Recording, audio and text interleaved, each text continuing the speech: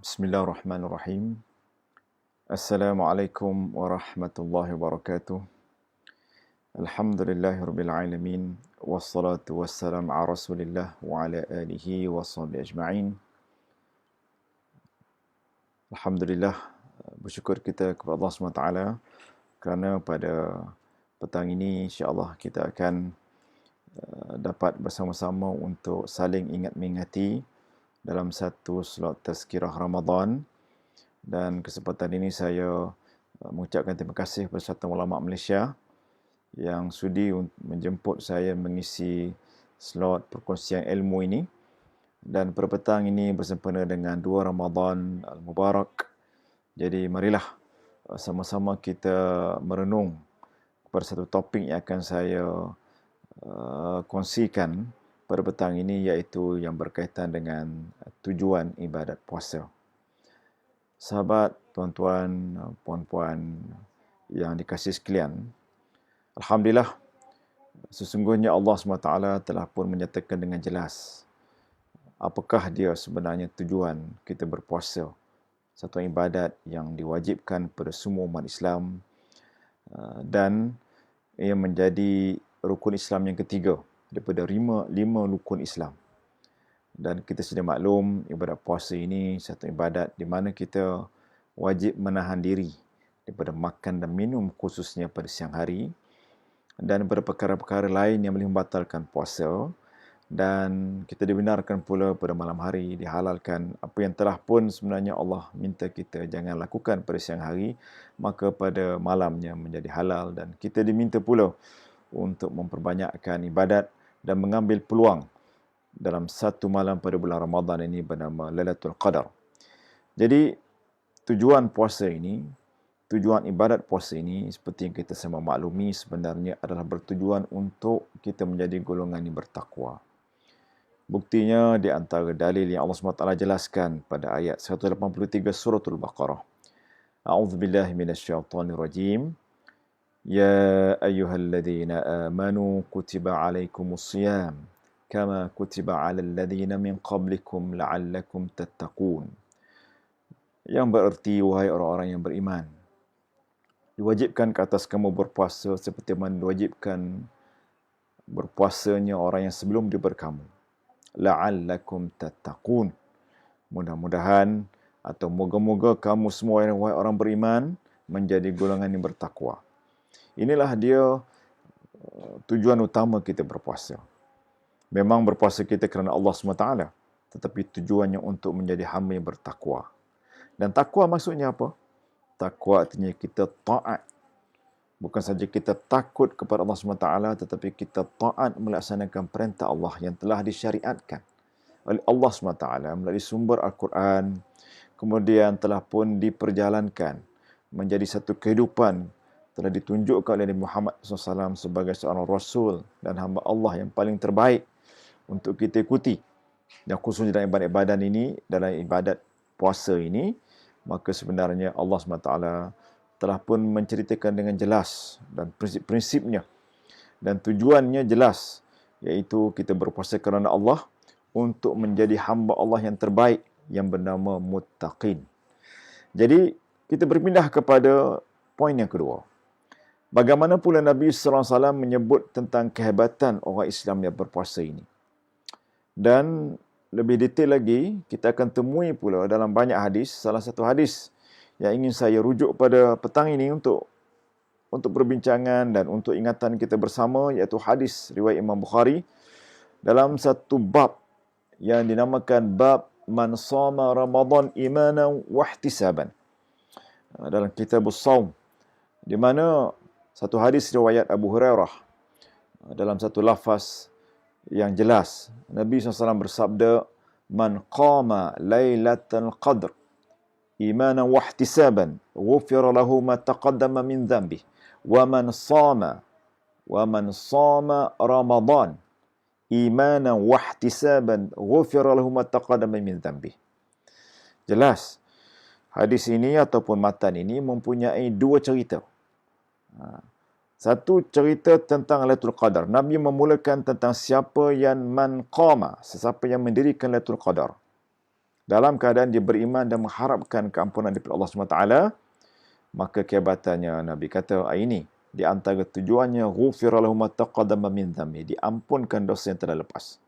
Dan cerita yang kedua, Nabi menyatakan man shoma, siapa pula yang berpuasa dalam keadaan beriman dan mengharapkan keredaan Allah, maghfirah Allah, jaminan Allah terhadap kehebatan berpuasa ini, maka ghufira lahu ma taqaddama min dhanbi, maka diampunkan dosa yang telah lepas. Jadi ada dua cerita.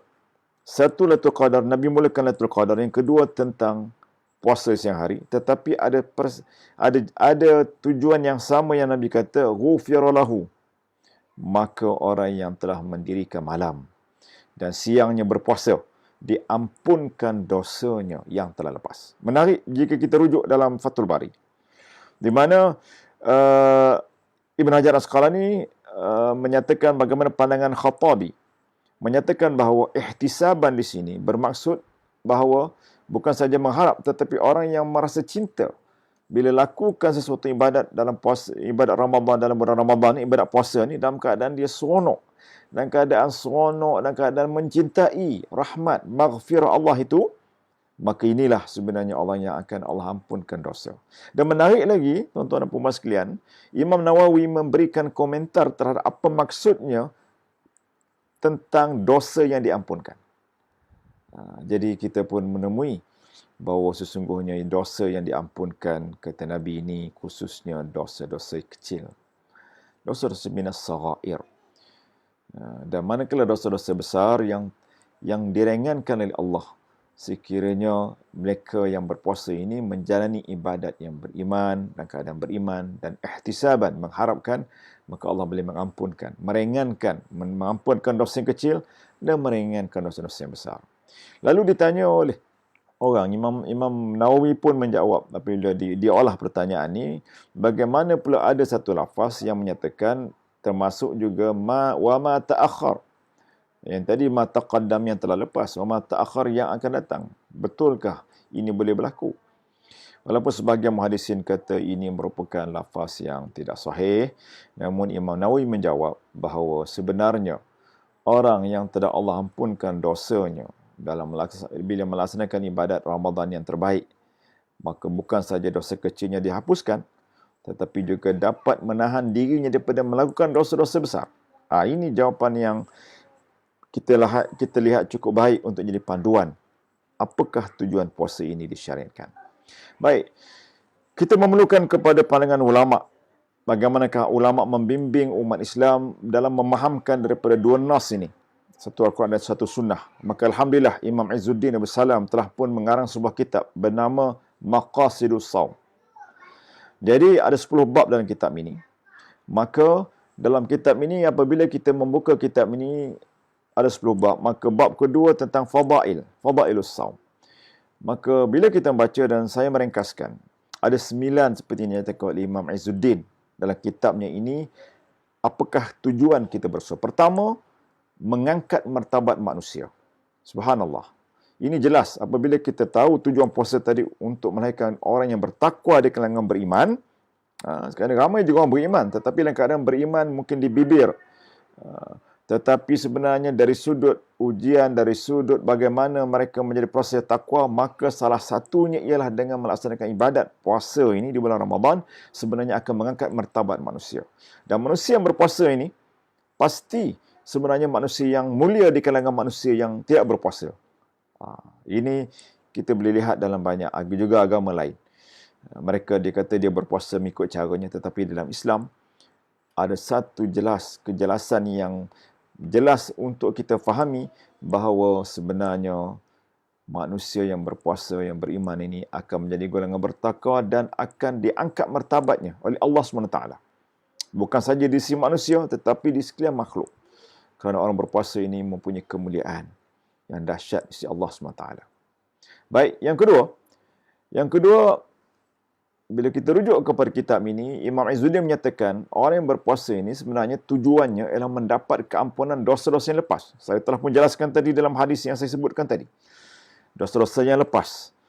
Maka sebab banyaknya dosa kita ini, tuan-tuan dan puan-puan, yang kita lakukan terutamanya kepada Allah SWT, Mungkin kita tidak banyak melakukan dosa besar, mungkin. Tapi kalau ada pun kita boleh bertaubat.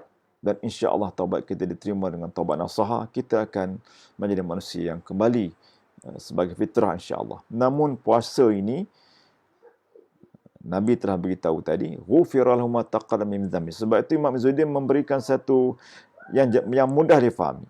Mendapat keampunan dosa-dosa yang lepas. Ini di antara tujuan kita berpuasa. Dan yang ketiga, mengawal nafsu syahwat.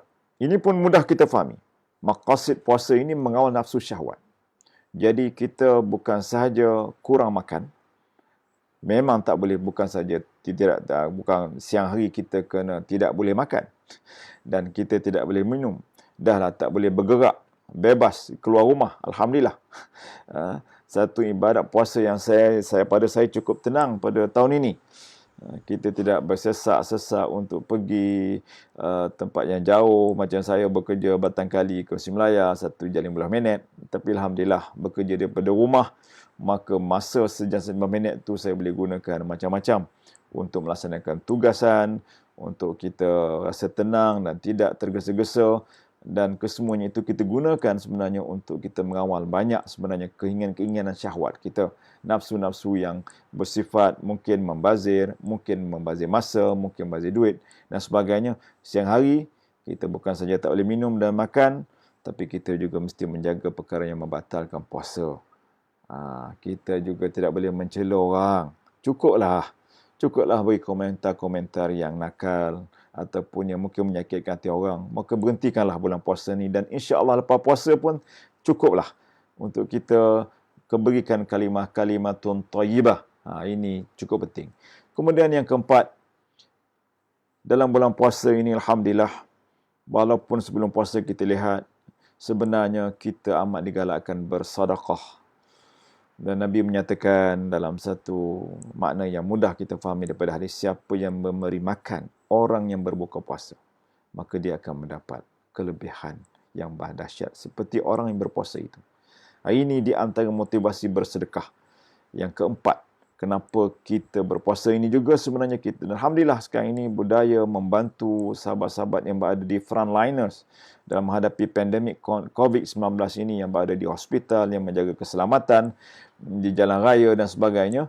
Maka kita doakan dan kita doakan mereka sihat, dan kita yang maka ada kemampuan ni bersedekah dalam pelbagai cara.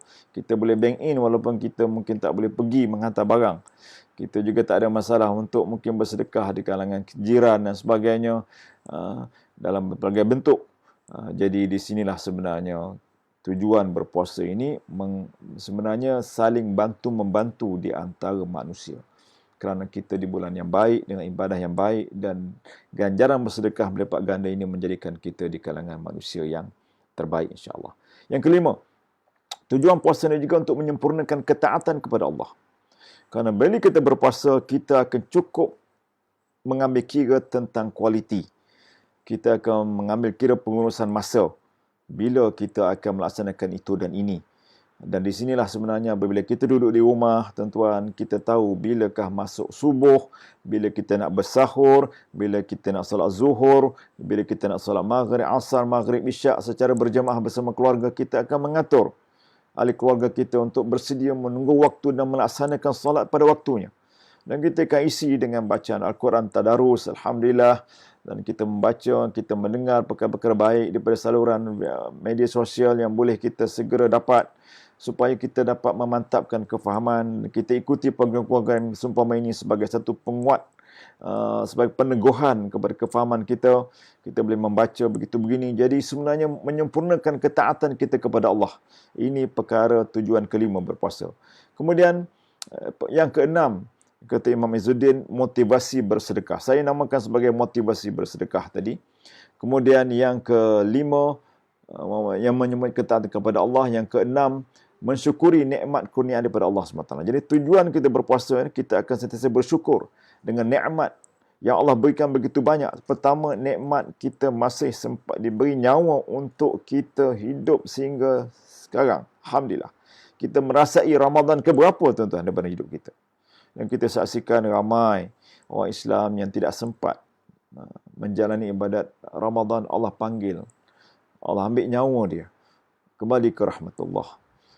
Dan tetapi kita yang masih diberi nyawa ini bersyukurlah. Bersyukurlah tuan-tuan dan puan-puan. Dan kita berazam, jika ditakdirkan ini Ramadan terakhir, kita akan buat Ramadan ini, puasa ini merupakan ibadat puasa yang terbaik dalam hidup kita. Dan setiap tahun begitulah yang kita buat. Jadi kita sentiasa mensyukuri nikmat Allah SWT. Dalam apa juga keadaan, dalam apa juga nikmat Allah berikan kepada kita. Dan kemudian yang ketujuh, menghindari dari diri melakukan maksiat. Yang tadi syahwat, betul lah. Ini maksiat ni banyak benda-benda lain yang kita akan membentengkan diri, junnah, memperisaikan diri. Sampai Nabi kata, kalaulah sekiranya kita ini dicabar, maka kita akan berkata, inni shaim, aku berpuasa marratain. 2 kali, kata Nabi, sepatutnya kita sebut. Sebagai satu benteng yang akan kita beritahu pada orang yang sengaja provokasi kita. Kita kata, saya sedang berpuasa. Saya berpuasa. Jadi, kita akan menghindarkan diri dari banyak lagi benda-benda lain, insya-Allah, kerana puasa ini memerlukan kepada kualiti puasa yang sebenar. Bukan saja menahan lapar, tetapi juga menahan perasaan, menahan tutur kata dan sebagainya daripada melakukan maksiat kepada Allah SWT. Kemudian yang ke-8, memperolehi ketenangan hati. Subhanallah. Itma'innah. Kita akan mendapat ketenangan hati dengan berpuasa. Kerana apa, tuan-tuan? Kerana bila kita mengawal makan, kita tidak makan di siang hari, makan kita pun mungkin tak banyak di malam hari. Kita memikirkan tentang ibadat malam pula untuk siang. Kalau kita nak tidur pun, tuan-tuan, bila letih siang hari, kerana apa? Kita nak mempunyai tenaga yang baik pada malam hari, sebab lepas solat maghrib, solat isyak, lepas sunat ba'diyah, kita nak buat solat sunat tarawih pula. 8 rakaat ke 20 rakaat ke tarawih dengan witir, subhanallah. Kita kena baca Quran berjemaah pula. Ini akan memberikan ketenangan, insya-Allah. Pasti itu di antara jaminan. Dan yang terakhir, kata Imam Izzuddin, maka tujuan berpuasa ini juga untuk menyihatkan tubuh badan. Pasti, tuan-tuan. Bila kita kurang makan, kita tak sepatutnya banyak makan, dahlah makan tak boleh beli, tak ada bazar Ramadan. Tetapi yang kita kena fikirkan juga ialah ini semua baik untuk tubuh badan kita. Badan kita juga memerlukan kerehatan seketika untuk bekerja, mencerna makanan dalam perut, dan kita boleh lakukan berbagai bentuk senaman ringan yang akan menyihatkan badan kita. Dan insya-Allah ramai orang boleh turun berat badan. Tetapi juga tak nafikan orang yang boleh juga bertambah berat badan kalau makan terlebih pada malam hari. Untuk itu, tuan-tuan dan puan-puan mati Allah, saya berpesan pada saya dan tuan-tuan sekalian, marilah kita fahami tujuan ibadat puasa ini, dan kita memahami dan menghayati juga pesanan Imam Izzuddin Abdul Salam tadi. Paling tidak ada 9 tujuan ibadat puasa yang akan sama-sama kita fahami dan kita usahakan dalam bentuk-bentuk ibadat, dalam bentuk tindakan yang terbaik. Sehingga akhirnya kita akan menjadi golongan yang bertakwa, yang akhirnya mempunyai nilai kehidupan yang lebih baik. Setelah kita mengakhiri Ramadan ini, kita memulakan pula pada bulan berikutnya dengan ibadat yang bernama Syawal, bulan Syawal, walaupun raya, tetapi mempunyai kehebatan lahir sebagai manusia yang telah kembali pada fitrah, iaitu yang telah diampunkan dosa dan akhirnya menjadi manusia terbaik dalam mengimarahkan muka bumi ini dengan sebaiknya mengikut ketetapan Allah SWT. Itu saja pada kali ini. Wallahu alam. Wassalamualaikum warahmatullahi wabarakatuh.